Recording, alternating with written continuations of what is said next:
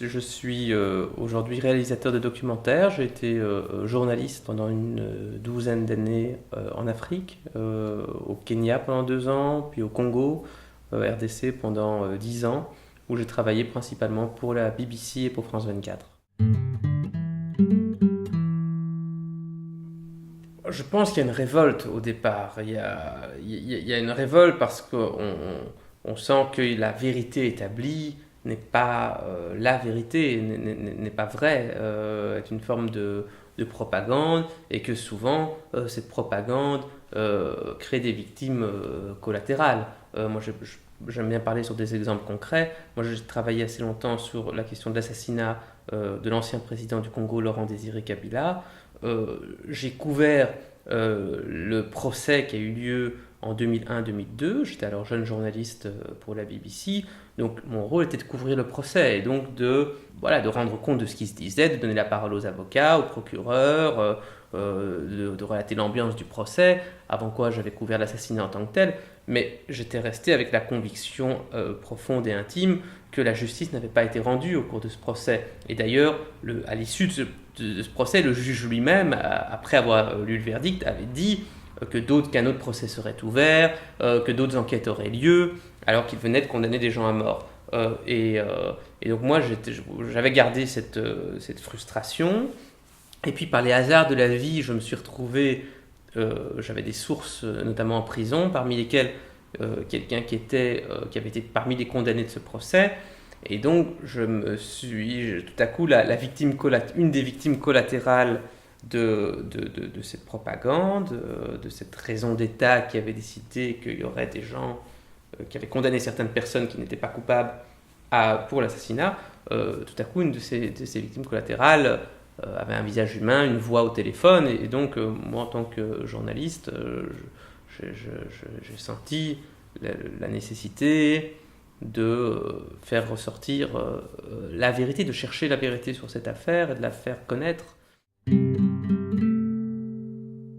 Je pense qu'il faut déjà avoir fait le tour des sources, obtenir des témoignages, les obtenir de préférence enregistrés aussi, ce qui n'est pas toujours évident. Il faut aussi que les témoins acceptent d'être enregistrés par un micro ou une caméra.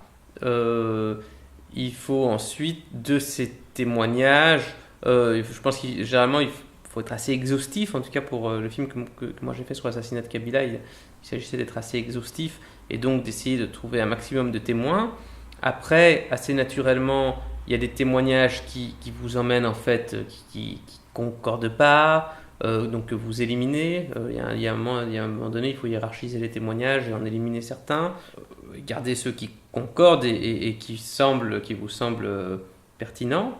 À partir de là, arriver à dégager quelque chose d'explicable, disons, que ces témoignages puissent. Il ne s'agit pas seulement de les mettre bout à bout, mais aussi de les rendre intelligibles et de faire une sorte de structure de compréhension, je pense, qui permettent, voilà, sur la base des témoignages, on construit une sorte de démonstration. Et je pense que le bon journalisme, c'est souvent du journalisme qui démontre quelque chose.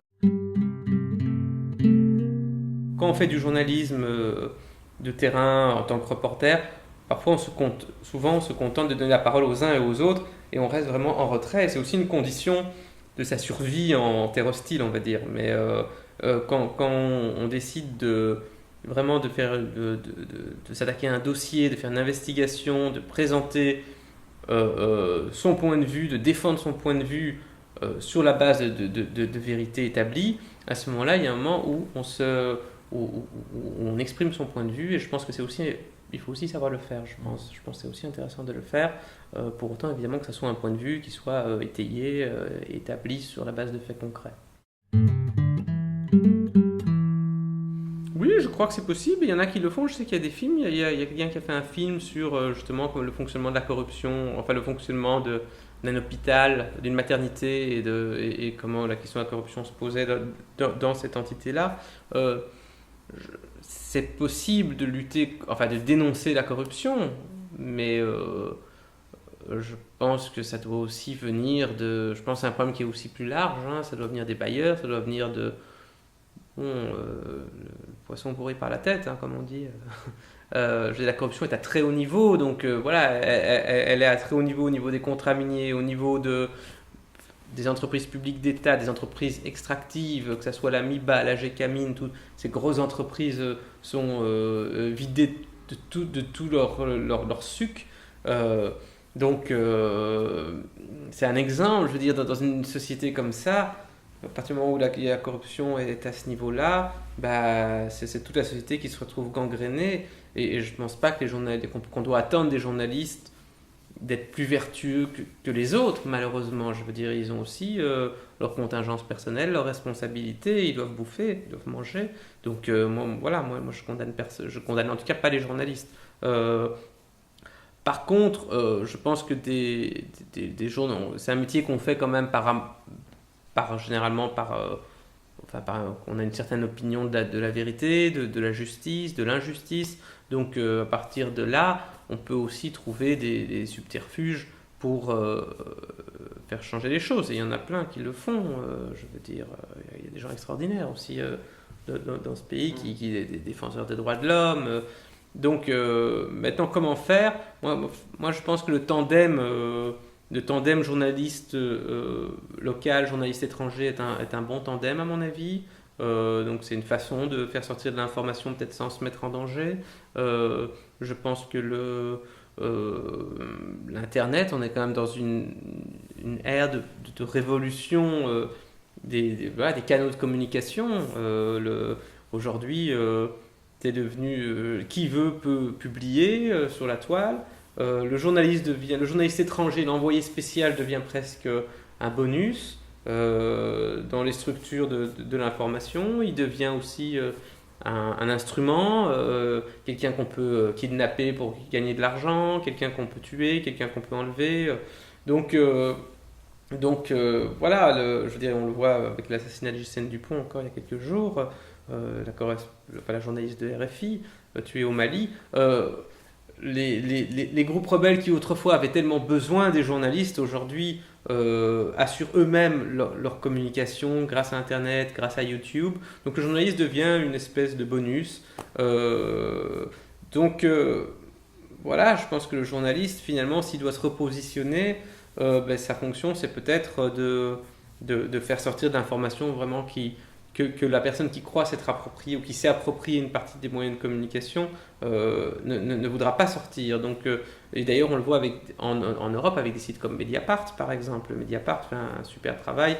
Voilà, c'est du journalisme numérique qui fait appel aux citoyens. Donc, les gens leur transmettent de l'information.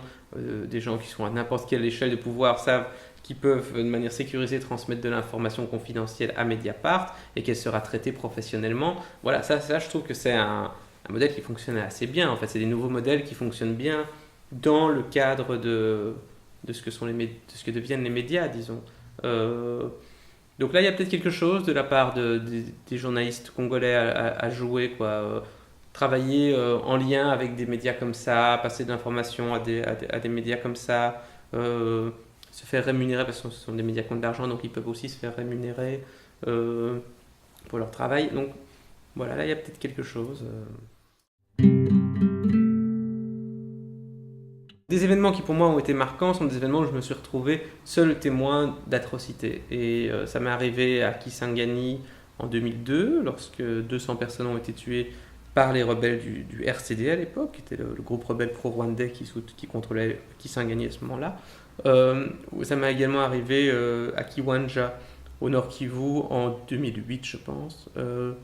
À ce moment-là, c'était le CNDP, toujours groupe rebelle pro-rwandais, qui contrôlait le Nord Kivu et qui a commis un massacre à Kiwanja.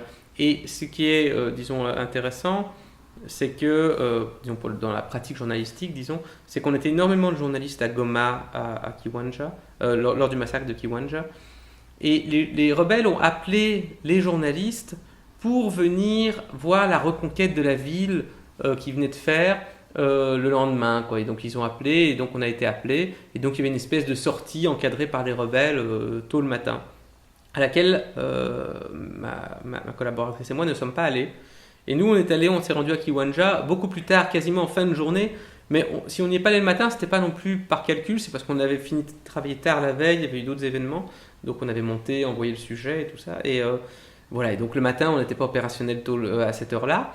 Mais voilà, ça c'est un peu parfois le hasard, mais en même temps, on a eu les fins de ne pas se presser d'aller participer à cette visite guidée, puisque les journalistes qui y sont participés n'ont pas vu de massacre. Et nous, en y allant le soir, en fin de journée, eh bien, on a pu voir des habitants qui nous ont parlé librement, qui nous ont montré des corps, et on a vu qu'il y a un massacre qui s'était produit. Et donc les rebelles avaient essayé de prendre en main la communication, de faire une visite, enfin, avaient fait une visite guidée des lieux qu'ils voulaient montrer.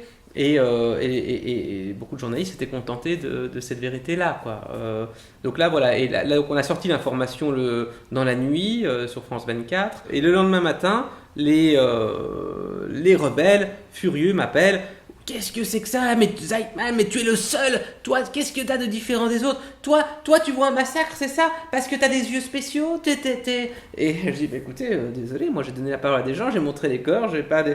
Mais pas de problème, vous voulez me donner la parole, vous voulez vous expliquer, le micro est là pour vous, quoi. On est là, donc... Et donc le responsable en question me dit, bah, viens tout de suite et tout, donc... voilà, une demi-heure plus tard, on est dans son salon à Kiwanja, qui est à côté de Rutshuru, à l'interviewer, à enregistrer son démenti, et aussi, du coup, à remettre d'autres images qu'on n'avait pas pu mettre dans le sujet de la veille, à refaire un sujet qui est passé quelques heures plus tard, avec, voilà, comprenant le démenti des rebelles, mais aussi, évidemment, le démenti cinglant du démenti, à savoir la réalité qui montrait qu'il y avait bien eu massacre. Et puis d'autres informations, les bilans, d'autres informations qu'on avait récoltées. Et à la suite de ça, il y a eu une enquête des Nations Unies sur le massacre. Nous, on avait des images de Bosco Ntaganda qui traversait la ville, qui est donc ce chef rebelle qu'on appelle Terminator, qui aujourd'hui est devant la Cour pénale internationale à La Haye pour un autre massacre. Mais en tout cas, voilà, il y a des images qui montrent son implication dans ce massacre-là. Peut-être que ça lui retombera dessus un jour.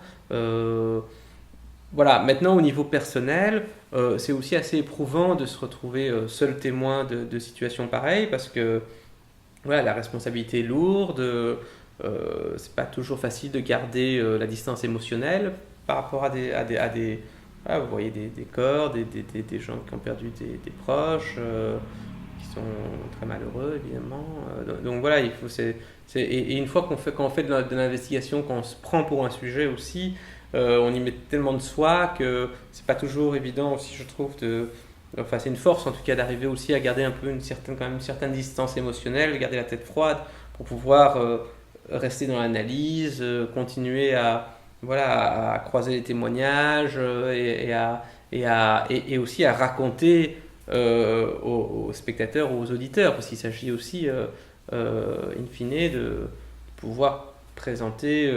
Il s'agit de ne pas être dans l'émotion, il faut quand même aussi voilà, présenter une affaire, expliquer les tenants et les aboutissants. Il y a eu massacre, pourquoi, qu'est-ce qui s'est passé, qui a fait quoi, comment la répression s'est organisée, comment est-ce qu'ils ont essayé de cacher. Voilà.